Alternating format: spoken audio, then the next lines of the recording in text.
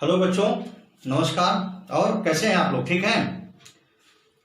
आज मैं आप लोगों को सोच रहा हूं कि डायरेक्ट और इनडायरेक्ट नरेशन से आपको समझाना शुरू करूं। हालांकि आप लोगों ने पिछली कक्षा में 11वीं कक्षा में 9वीं कक्षा में आप लोगों ने डायरेक्ट इनडायरेक्ट नरेशन को पढ़ा है। फिर भी मैं चाहता हूं कि उस पर आपको एक बार फिर से उसको मैं आपको समझाऊं। तो आज हम लोग शुरू करते हैं डायरेक्ट और इनडायरेक्ट नरेशन। देखिए बोर्ड पर।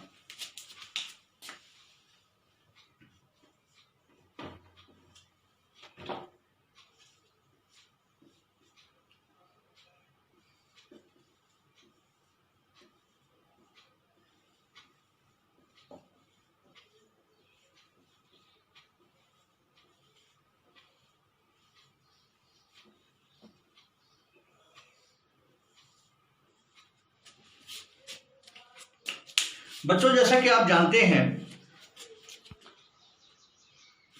कि डायरेक्ट और इनडायरेक्ट नरेशन ग्रामर की वह विधा है जिसमें वक्ता के द्वारा कही गई सीधी बात को हम ग्रामेटिकल तरीके से उसको ग्रामर के तरीके से टेंस के अनुसार बोलने का प्रयास करते हैं। तो डायरेक्ट इनडायरेक्ट कैसे बदलता है, डायरेक्ट से हम कैसे इनडायरेक्ट में बदलते हैं, इनडायरेक्ट से कैसे डायरेक्ट में बदलते हैं, इन चीज़ों पर हम समझेंगे। तो सबसे पहले हम समझते हैं कि डायरेक्ट और इनडायरेक्ट में ये जो डायरेक्ट और इनडायरेक्ट हैं, तो डायरेक्ट क्या है और इनडायरेक्ट क्या है, स्पीच क्या होता है, इन चीज़ों को हम समझने का प्रयास करते हैं। तो सबसे पहले हम देखते हैं डायरेक्ट स्पीच।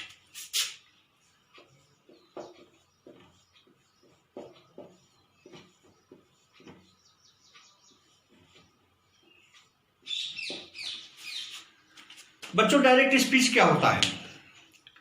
डायरेक्ट स्पीच का मतलब होता है वह सेंटेंस, वह वाक्य जिसमें वक्ता अपनी बातों को ज्यों का त्यों रखता है, उसमें किसी भी प्रकार का कोई परिवर्तन नहीं होता, और जिस प्रकार से वक्ता कहता है, वक्ता की बातों को ज्यों का त्यों लिख देना ही डायरेक्ट स्पीच कहा जाता है। जैसे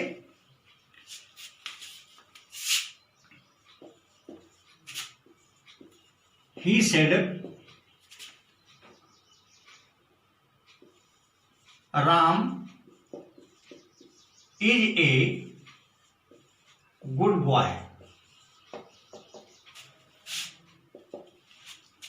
जैसे यहां पर लिखा गया कि Ram is a good boy, he said. यहां पर स्पीकर कौन है? ही कहता है कि Ram is a good boy.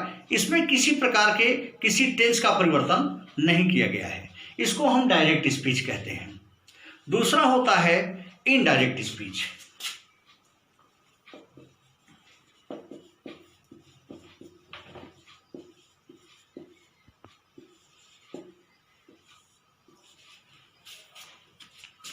बच्चों, जब वक्ता के द्वारा कहे गए, स्पीकर के द्वारा कहे गए वाक्यों को हम टेंस के अनुसार परिवर्तित कर देते हैं, और टेंस के अनुसार परिवर्तित करके उसको लिखा जाता है, उसको बोला जाता है, तो उसे हम इनडायरेक्ट स्पीच कहते हैं। जैसे ही said Ram is a good boy, इसको जब हम इनडायरेक्ट में लिखेंगे तो ये हो जाएगा कि he said that Ram was a good boy। यहां पर Ram is a good boy है, लेकिन यहां पर Ram was a good boy हो गया। ऐसा क्यों हुआ? ऐसा इसलिए हुआ क्योंकि ही सेड का जो टेंस है वह पास्ट इंडिफिनिट है, और यहां Ram is a good boy यह प्रेजेंट टेंस में है। जब हमने इनडायरेक्ट में इसको बोला तो इनडायरेक्ट बोलते समय ही सेड जो कि पास्ट इंडिफिनिट है, इसके अनुसार हमें इस टेंस को भी बदलना पड़ा। जब हमने इस टेंस को उसके अनुसार बदला तो ये वाज हो गया, यानी यह भी पास्ट में हो गया। चूंकि यह ही सेड यह पास्ट में है तो यह भी पास्ट में हो गया। अब ये बदलता कैसे है, किस तरीके से बदलता है, कैसे इसको बदलते हैं, इसके कौन कौन से पार्ट्स हैं, इनको अब हम जानते हैं। तो सबसे पहले हम लोग ये जानते हैं कि किसी भी डायरेक्ट स्पीच में दो भाग होते हैं। जैसे आप यहां देख रहे हैं, ये डायरेक्ट स्पीच है। इस डायरेक्ट स्पीच के दो भाग हैं। कौन से दो भाग हैं, उसको कैसे हम समझेंगे, इसको आप समझिए।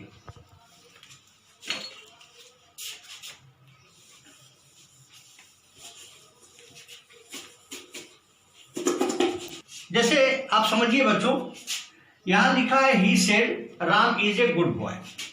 तो he said Ram is a good boy, इसमें आप देखेंगे कि दो भाग है।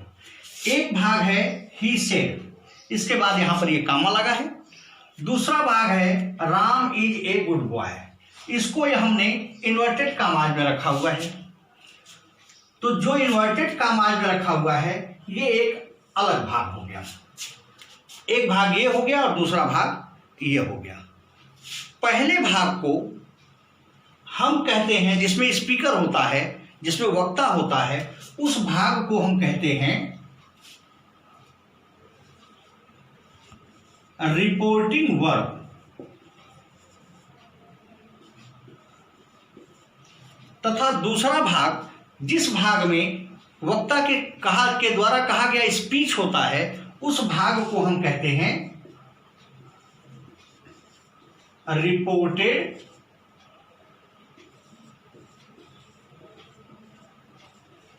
स्पीच। तो पहला भाग हो गया रिपोर्टिंग वर्ब और दूसरा भाग हो गया रिपोर्टेड स्पीच। अब हम ये जानेंगे कि रिपोर्टिंग वर्ब के अनुसार रिपोर्टेड स्पीच को हम कैसे बदलते हैं। तो बच्चों, इसको जानने के लिए आपको ये जानना जरूरी है कि रिपोर्टिंग वर्ब में क्या क्या चीजें होती हैं और रिपोर्टेड स्पीच में क्या क्या चीजें होती हैं। तो ये आप समझिए, रिपोर्टिंग वर्ब में सब्जेक्ट होता है, वर्ब होता है और ऑब्जेक्ट भी होता है। कभी कभी ऑब्जेक्ट नहीं होता, कभी कभी ऑब्जेक्ट होता है। जबकि रिपोर्टेड स्पीच में भी लगभग वही चीजें होती हैं। उसमें भी सब्जेक्ट होता है, वर्ब होता है, ऑब्जेक्ट होता है और कभी कभी कॉम्प्लीमेंट्स भी होते हैं, कभी नहीं भी होते हैं। कभी ऑब्जेक्ट नहीं भी होते हैं, कभी ऑब्जेक्ट होते भी हैं। तो दोनों ही लगभग समान हैं। लेकिन रिपोर्टिंग वर्ब को हम बोलते हैं प्रिंसिपल क्लॉज और रिपोर्टेड स्पीच को हम बोलते हैं सबऑर्डिनेट क्लॉज।